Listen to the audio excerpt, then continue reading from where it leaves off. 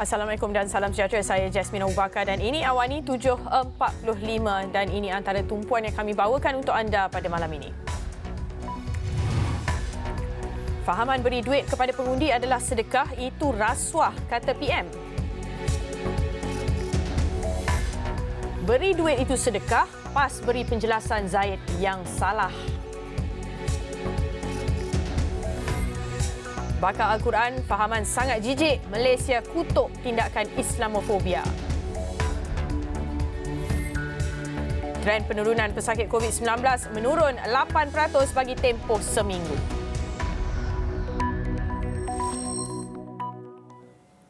UMNO menyerahkan kepada Jabatan Pendaftaran Pertubuhan ROS untuk menjelaskan mengenai keabsahan keputusan Perhimpunan Agung UMNO PAU 2022 berkaitan jawatan Presiden dan Timbalan Presiden tidak dipertandingkan pada pemilihan parti akan datang. Ini kerana parti itu yakin ia telah mematuhi segala peraturan mesyuarat dan perlembagaannya. Presiden UMNO Datuk Seri Ahmad Zahid Hamidi menegaskan parti itu sentiasa sifat terbuka jika ada ahli yang ingin mengemukakan sebarang laporan atau aduan kepada ROS. Jadi jika ada laporan ataupun sebarang aduan yang dibuat pada ROS, UMNO sangat terbuka untuk mereka mengemukakannya dan biarlah ROS menerima keputusan yang dibuat oleh Perhimpunan Agung minggu lalu sebagai keputusan yang diabsahkan dan tentunya sebarang analisis dan spekulasi yang datang daripada mereka yang tidak berpuas hati, biarlah ROS yang akan memuaskan hati mereka agar yang penting perpaduan di dalam kepimpinan UMNO akan dapat dipertahankan.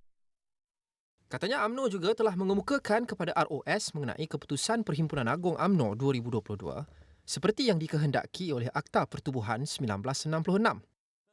Pada Jumaat, dua ahli UMNO menghantar aduan kepada ROS agar semakan dibuat terhadap usul tambahan yang diluluskan semasa Perhimpunan Agung UMNO berkaitan jawatan Presiden dan Timbalan Presiden tidak dipertandingkan dalam pemilihan parti akan datang.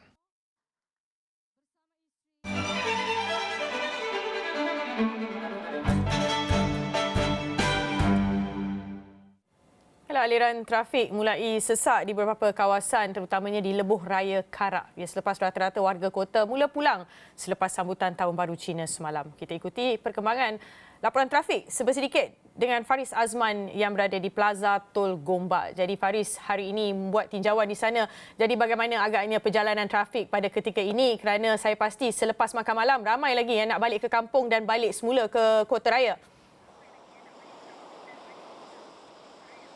Baik, terima kasih Jasmine. Ya, betul, sebenarnya keadaan trafik daripada terutamanya Pantai Timur sedikit drastik pertambahannya pada awal tengah hari tadi sehinggalah ke lewat petang. Dan saya berada di Plaza Tol Gombak menyaksikan bagaimana rata-rata keadaan trafik daripada kalau kita dapat kemaskini yang terbaru sebenarnya, Jasmine.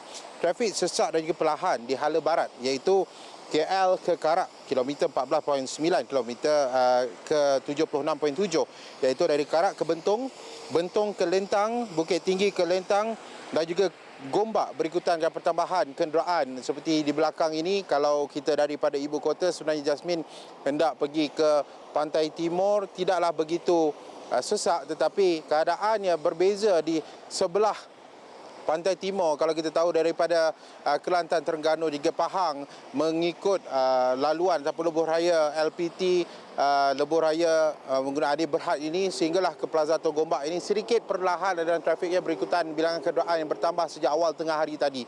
Tetapi LPT 1 sebenarnya Jasmine di dua hala trafiknya agak lancar. Bukan hanya di Pantai Timur, juga kita fokuskan malah di arah selatan juga, di mana plus lebuh raya plus arah selatan sebenarnya di Gua Tempurung ke Tapah, Bidor ke Sungkai, Bukit Beruntung ke Arena Rawang, Rawang Selatan ke Hospital Sungai Buruh. Ini daripada utara ke ibu kota juga arah selatan trafiknya agak perlahan. Begitu juga kalau daripada Sungai Dua ke Perai, Bukit Tambun ke Sungai Bakap, Cakap Jering ke Bukit Berapit, Kuala Kangsar ke RNR Sungai Perak. Terdapat kenderaan rosak di kilometer 246.5. Kenderaan ataupun aliran trafiknya juga perlahan sebenarnya, Jasmine. Begitu juga trafik perlahan di arah utara. Kalau kita tahu dari Ladang Bikam ke Bido, Tapah ke Gua Tempurung ke Gopeng, Semanggul ke Jawi. Bagi arah selatan, Pendang ke Tikam Batu, berlaku kemalangan di situ di kilometer 88.3 arah selatan. Jadi trafiknya juga perlahan daripada Johor nak ke Melaka Negeri Sembilan, jadi juga ke Lembah Kelang sebenarnya arah Pagoh ke Hentian Tangkak ke Jasin, RNR Air Keroh ke Hentian Pedas Tinggi, RNR Senawang ke perhentian Port Dickson, Bandar Airedale ke RNR Seremban. Juga aliran trafiknya agak perlahan. Jadi boleh dikatakan sebenarnya seperti mana sebelum ini pihak berkuasa, Jasmine, mengatakan bahawa di Lebuh Raya Plus lebih kurang 2 juta pengguna menggunakan Lebuh Raya pada sebelum Tahun Baru Cina. Jadi seperti mana jadual perancangan perjalanan yang dicadangkan oleh Plus juga bermula semalam sehingga 29 Januari. Jadi beberapa negeri di utara selatan tanah air juga boleh meneruskan perjalanan untuk balik ke ibu kota. Sudah tentu keadaan trafik, kalau boleh kameraman kita, ini keadaan trafik terkini yang boleh saya bawakan dari Plaza Tol Gombak ini. Keluar dari Plaza Tol Gombak ada sedikit sesak untuk pergi ke MRR Tol hingga pusat bandaraya. Tapi keadaan ini sama daripada tengah hari tadi sehinggalah sekarang, sebenarnya, Jasmine. Tapi arah di sebelah sini agak lengang. Jadi kita pastikan jumlah kenderaan juga bertambah seperti mana pihak Plus juga Anies Berhad mengatakan bahawa pada perayaan kali ini boleh dikatakan rata-rata pengguna lebuh raya agak cakna dan juga mengikut jadual perjalanan yang telah pun diberikan untuk mengelakkan kesesakan berlaku dan sebagainya. Jadi aliran trafik ini dijangka akan terus meningkat sebenarnya, Jasmine. Seperti mana Jasmine katakan, selepas makan besar sudah tentu ada yang ingin balik ke kampung, ada yang ingin balik ke ibu kota kerana mula bekerja dan sebagainya. Jadi aliran trafik dijangka akan bertambah dari semasa sehingga 29 Januari sebenarnya, Jasmine. Ini perkembangan terkini aliran trafik di utara, selatan, pantai timur, pantai barat tanah air. Kepada anda yang ingin pulang, rancang perjalanan anda baik-baik. Jangan lupa top up touch and go. Cukup makan, cukup tidur dan pastikan kenderaan anda berada dalam keadaan terbaik sebelum memulakan perjalanan. Jasmine, itu yang dapat kami bawakan daripada Plaza Tol Gombak. Baiklah, Faris Azman, terima kasih banyak. Yang penting cukup makan, cukup tidur, itu betul sekali. Jadi kepada anda jangan lupa semak dahulu jadual perjalanan pulang melalui lebuh raya yang ada di mana-mana saja, iaitu di Twitter dan sebagainya.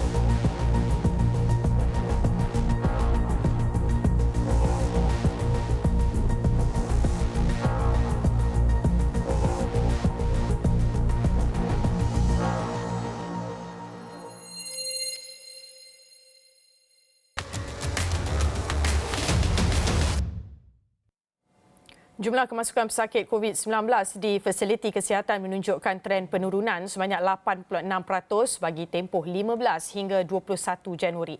Ketua Pengarah Kesihatan Tan Sri Dr. Nur Hisham Abdullah berkata angka itu membabitkan pesakit bagi kategori 1 hingga 5. Katanya kes bagi pesakit yang dibawa ke Pusat Penilaian COVID-19 atau CAC turut mencatatkan penurunan. Menurut Dr. Nur Hisham, purata kes harian juga menurun sebanyak 7.9%, iaitu lebih 10,900 kes kepada lebih 10,040 kes. Setakat ini jumlah kumulatif kes baru COVID-19 adalah sebanyak 5.034 juta, manakala keseluruhan kes sembuh adalah sebanyak lebih 4.98 juta kes. Kes kematian pula merekodkan angka kumulatif sebanyak hampir 37,000. KKM bagaimanapun menyeru orang ramai agar sentiasa berwaspada, terutamanya ketika musim perayaan.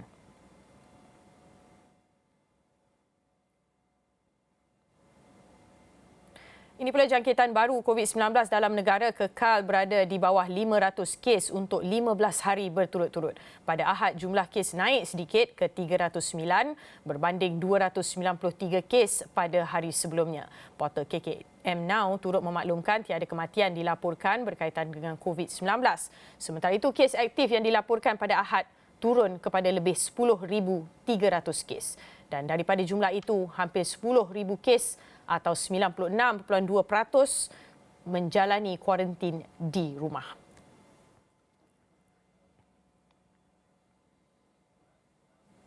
Jabatan Meteorologi Malaysia, Met Malaysia, hari ini mengeluarkan amaran hujan berterusan tahap bahaya di Sabah hingga Rabu. Dalam kes kini setakat jam 2 petang Isnin, amaran hujan berterusan tahap bahaya itu melibatkan daerah Sandakan, Telupit, Kinabatangan, Beluran, Pitas dan juga di Kudat. Met Malaysia turut mengeluarkan amaran hujan berterusan tahap buruk hingga Rabu bagi Sabah melibatkan Tambunan, Pantai Barat, Tawau, Lahad Datu dan Kota Marudu Sarawak melibatkan Kuching, Serian, Samarahan, Betong, Sarike, Mukah dan Bintulu serta Johor yang melibatkan Mersing dan juga Kota Tinggi. Selain itu, Met Malaysia menjangkakan hujan berterusan di Pahang melibatkan Kuantan, Pekan dan juga di Rumpin. Hujan berterusan juga dijangka berlaku di beberapa kawasan di Johor melibatkan Tangkak, Segamat, Muar, Batu Pahat, Kluang, Pontian, Kulai dan juga di Johor Bahru.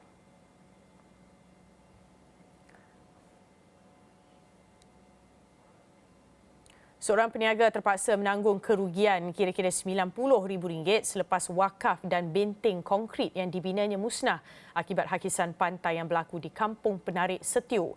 Menurut Muhammad Aiman Sauti, kejadian pertama berlaku pada Khamis lalu yang memusnahkan 2 wakaf dan sebuah jeti kecil yang dibina 4 tahun lalu.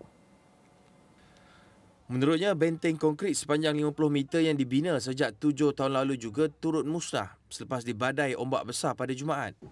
Kejadian ini berlaku pada hari Khamis petang selepas asar dan berlarutang sehingga hari Jumaat. Dan masa untuk dia roboh itu dalam masa 2 jam saja.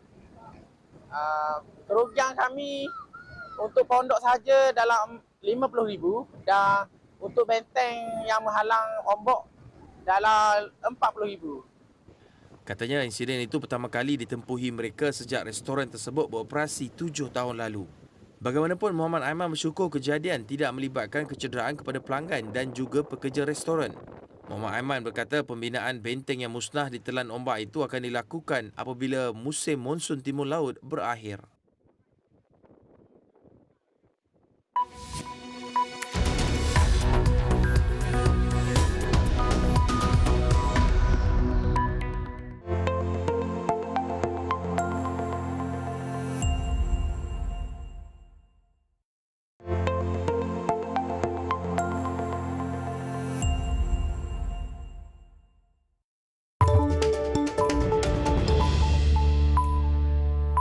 Segmen Sinar Awani malam ini bersama saya Jasmine Abu Bakar dan ini tumpuan kami untuk anda. Fahaman beri duit kepada pengundi adalah sedekah. Itu rasuah, kata PM. Beri duit itu sedekah, PAS beri penjelasan Zahid yang salah. Bakar Al-Quran, fahaman sangat jijik, Malaysia kutuk tindakan Islamofobia. Suara rakyat, peniaga nafi harga makanan asas turun, cabar menteri beli barang.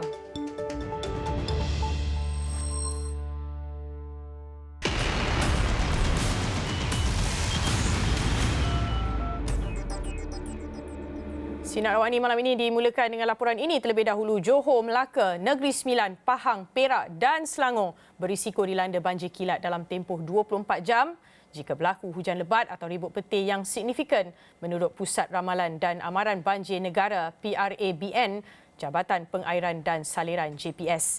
Notis kesiapsiagaan itu dikeluarkan bagi membolehkan semua penduduk terutamanya di kawasan berisiko agar berwaspada dengan kemungkinan berlakunya banjir kilat dalam tempoh tersebut. Ikuti laporan lengkap di astroawani.com dan juga buletin-buletin seterusnya. Baiklah, fahaman bahawa pemberian wang untuk meraih undi itu adalah satu sedekah boleh merugikan masyarakat dan juga negara. Malah kata Perdana Menteri, perbuatan itu boleh dianggap memberi rasuah kepada pengundi. Commission okey, corruption no. Now ada pula sedekah okey. Ini faham-faham yang boleh merugikan negara dan fahaman masyarakat. Sedekah sebagai amal jariah okey.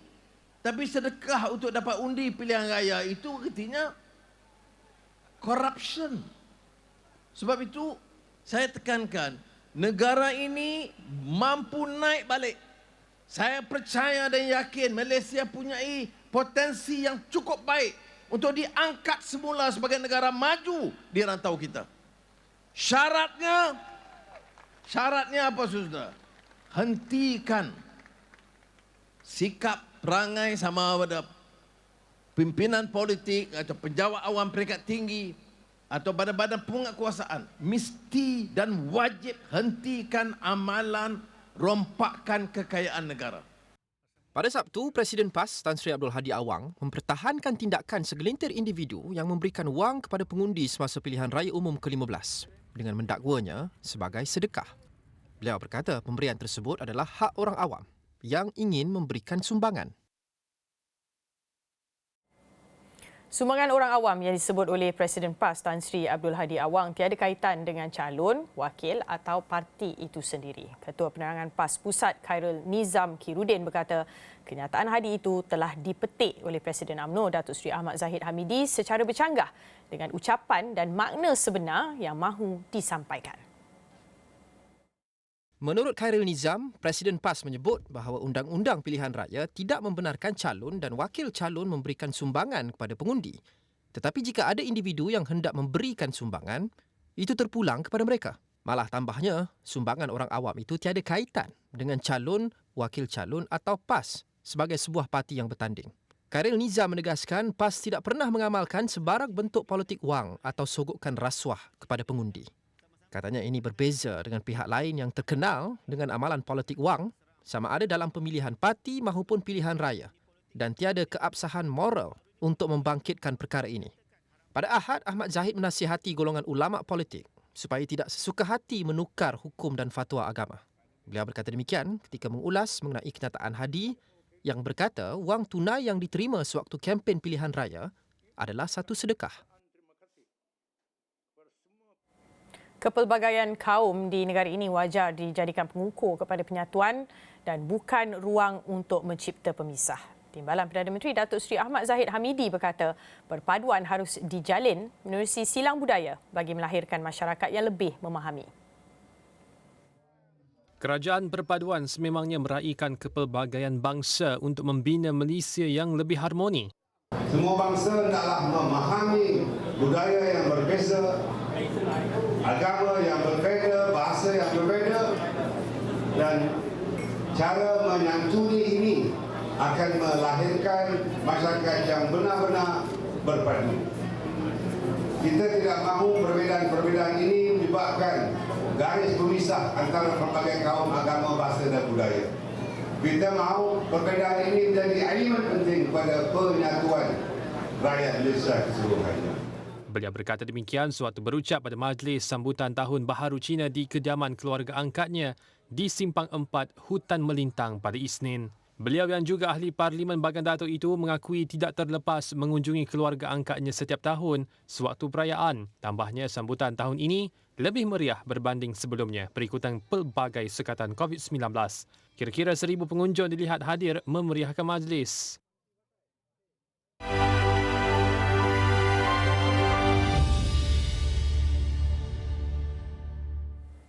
Beberapa peniaga kedai makan melahirkan rasa tidak puas hati dengan teguran Menteri Ekonomi Rafizi Ramli yang mendakwa setengah peniaga kedai makan yang enggan menurunkan harga makanan. Ini kerana peniaga mempersoalkan kenyataan Rafizi bahawa barangan asas sudah pun turun, tetapi ada peniaga yang masih menjual dengan harga yang tinggi.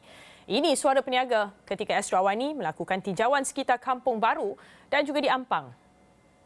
Sekarang ni memang walaupun menteri kata turun harga, Tapi kita memang tak ada barang memang dekat kedai yang kita ambil ni memang tak ada harga yang turun. Still sama. Jadi kalau kata harga kalau kita nak turunkan, kita yang sendiri nak turunkan, tapi kita ambil harga pasar, rugilah kita kalau kita ikut harga yang ni kan.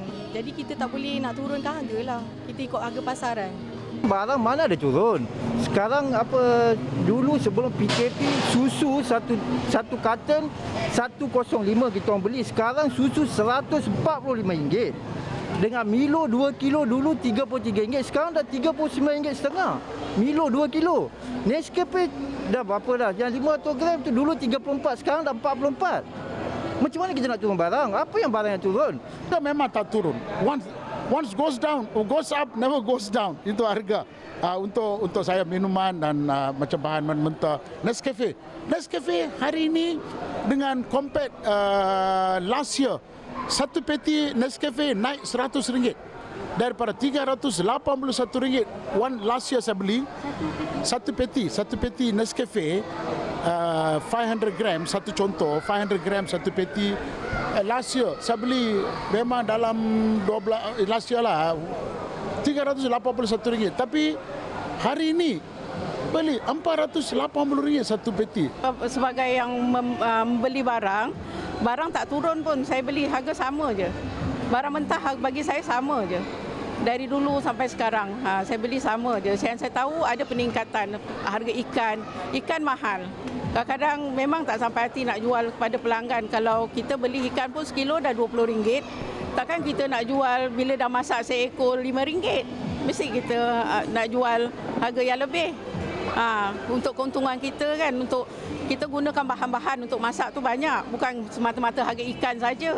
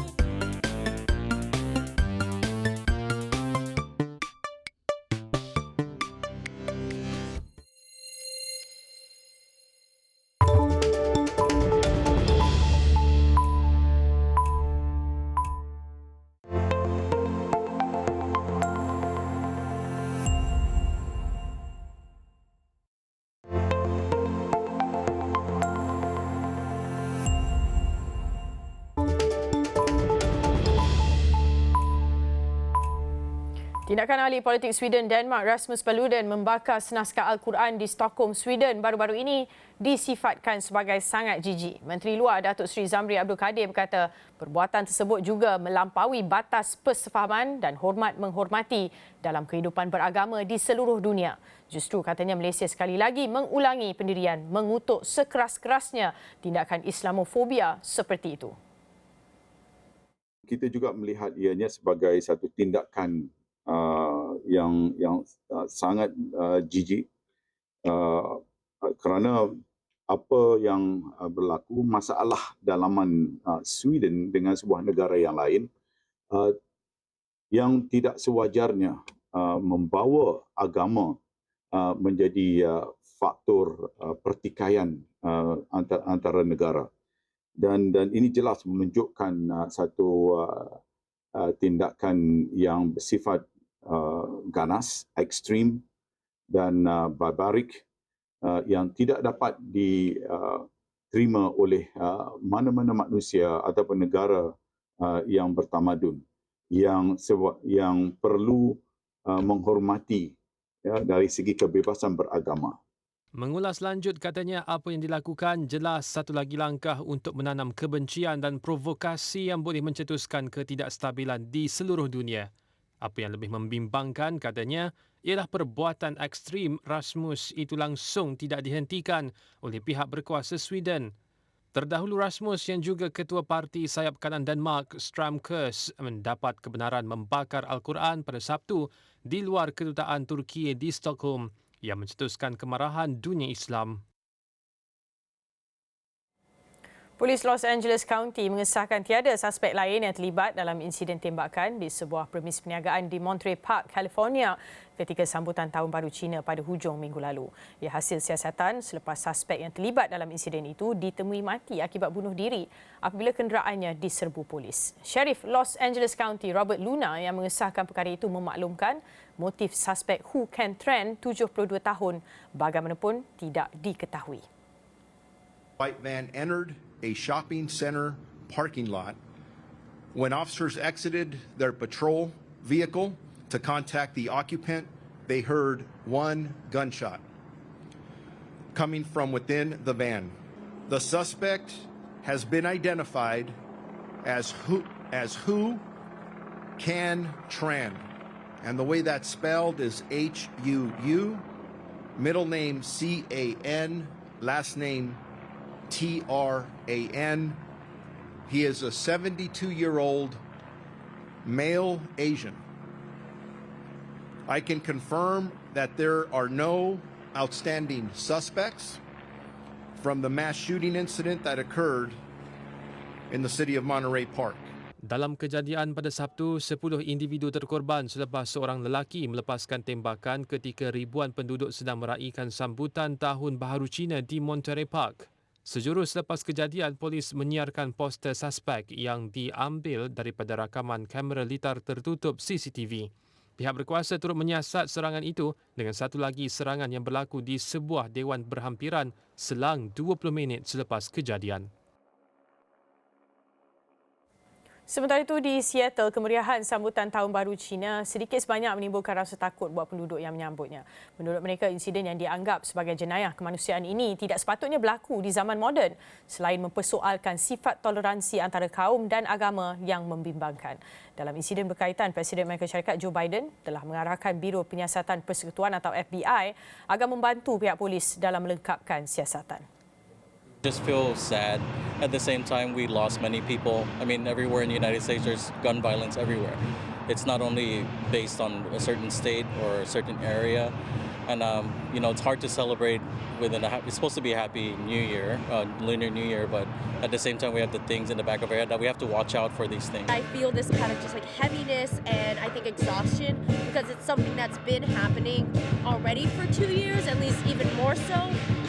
But I think it's been something that's been happening for history and it's kind of been brushed aside. So right now I just feel kind of a sadness and just exhaustion and a little bit of I think frustration that it has to happen on a day when we're trying to celebrate history.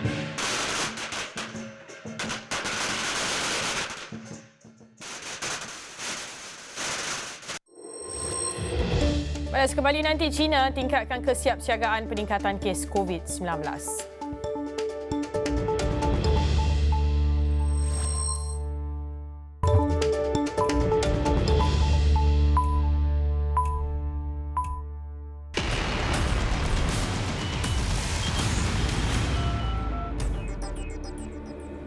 Pada ini laporan dari bernama yang memetik agensi akhbar Jerman DPA, lebih 5 bilion daripada 8 bilion penduduk dunia terdedah kepada lemak trans yang terdapat dalam produk makanan. Menurut agensi akhbar Jerman itu yang melaporkan, Pertubuhan Kesihatan Sedunia WHO yang menyasarkan bahan yang tidak sihat dalam makanan akan dihapuskan menjelang tahun ini. Mesir, Pakistan dan Korea Selatan adalah antara negara yang paling teruk terjejas akibat keadaan kesihatan yang dikaitkan dengan lemak trans. Kita beralih kepada laporan seterusnya. China mempertingkatkan kapasiti dan kesiapsiagaan sistem kesihatan awam untuk menangani sebarang perkembangan COVID-19 di negara itu. Susulan sekatan dilonggarkan pada 8 Januari lalu, usaha ditumpukan kepada pencegahan, mengawal penularan dan mengelakkan peningkatan kes-kes kritikal. 昨天晚上过来的时候看的急诊啊，到这里嘛，马上就可以用药啊。今天早上过来就安排过来了嘛，很担心的。不过到现在一看嘛，还是挺快的。这个区域的话呢，原来是一个普通病房，那么我们就把它隔离开来之后呢，作为一个转化的一个 RICU 的这个一个病房。那么这个里面呢是话呢，就是我们有这样的基础，而且呢就是我们可以有很多的这个呼吸机可以进来，这儿的护士好医生也好，然后我们也补充了很多的其他的科室的整个医院系统，包括整个社会系统都给了我们很多的力量，都协同起来了，集中打这个歼灭战。China memberi jaminan bahawa tindakan kesiapsiagaan mendepani wabak COVID-19 telah dilaksanakan. Ia termasuk memantau penularan wabak, meningkatkan program vaksinasi, menambah baik bekalan ubatan dan menaik taraf kapasiti rawatan pesakit. Kadar kepuasan rakyat Indonesia terhadap Presiden Joko Widodo berada pada paras tertinggi selepas kerajaan melonggarkan sekatan COVID-19 bulan lalu. Angka dikeluarkan Lembaga Survey Indonesia LSI menunjukkan kepuasan terhadap Presiden yang lebih dikenali sebagai Jokowi meningkat secara konsisten sejak beberapa bulan kebelakang ini untuk mencapai 76.2% pada awal 2023. Pengarah Eksekutif SLI, Jayadi Hanan, berkata dalam tempoh 3 bulan kebelakangan ini prestasi Presiden meningkat dari segi persepsi awam yang positif daripada 62% pada September 2022 kepada 76.2%. Lonjakan lebih 10 mata itu meletakkan Jokowi pada kadar penerimaan tertinggi yang dicatatkan oleh LSI sejak penggalnya yang bermula pada 2014. Ia antara lain disebabkan penambahbaikan dalam persepsi ekonomi dan penguasaan undang-undang sebagai alasan untuk lonjakan. Jokowi sedang menjalani penggal kedua dan terakhir dalam memegang jawatan menjelang pilihan raya akan datang yang dijadualkan pada Februari 2024.